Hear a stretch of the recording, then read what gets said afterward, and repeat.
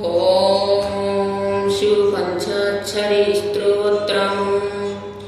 ॐ नागेन्द्राय त्रिलोचनाय भस्माङ्गराय महेश्वराय नित्याय शुद्धाय दिगम्बराय तस्मै नकाराय नमः शिवाय।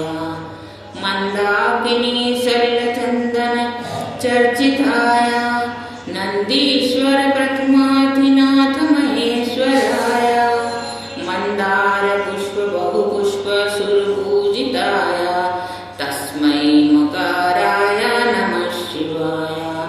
शिवाय गौरीवद नाम च भृग सूर्याय दक्षधर नाशकाय श्रीनीलकण्ठाय वृषध्वजाय तस्मै शिकाराय नमः शिवाय।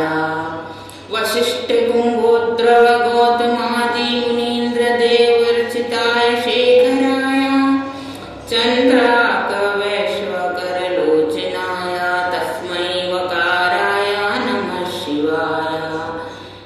यक्षस्वरूपाय जटाधराय पिनाकहस्ताय सनातनाय दिव्याय देवाय दिगम्बराय तस्मै यकाराय नमः शिवाय।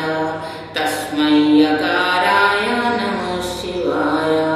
पञ्चाक्षरमिदं पुण्यं यः पठे शिवसंज्ञेयो शिवलोकमवाप्नोति शिवेन सह मोदते। शिवाष्टकम्।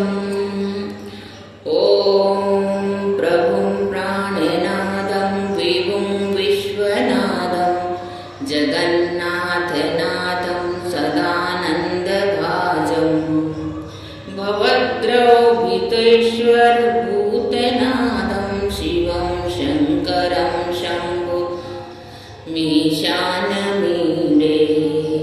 गलेरुण्डमालं तन्नो सर्पजालं महाकालकालं गणेशादिपालं जटाजूटगङ्गोत्तरं गौरीशालं शिवं शङ्करं शम्भुमीशानमीडे।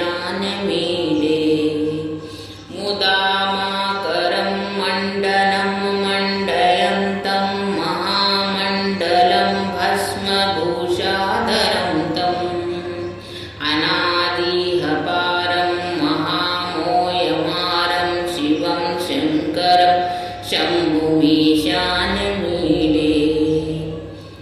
वटादो निवासं महातट्टहासं महापापनाशं सदा सुप्रकाशम् उमेशं गणेशं गिरीशं महेशं शिवं शङ्करं शम्भुमीशानमीडे। गिरिद्वाभजा संग्रहीतार्धदेहं गिरौ संसितं सर्वदा पन्नगेयं परब्रह्म ब्रह्मादिभिर्वर्धमानं शिवं शङ्करं शम्भुमीशानमीडे।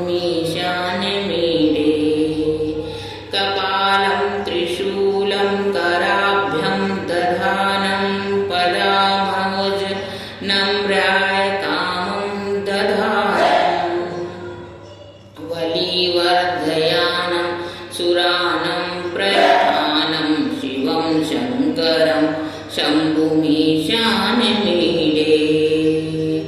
शरचन्द्रगात्रं गणानन्दपात्रं त्रिनेत्रं पवित्रं धनेश्वरमित्रं कर्णाकलत्रं सदा सच्चरित्रं शिवं शङ्करं शम्भुमीशानमीडे। हरे सर्वहारं चिताभूविहारं भवमवे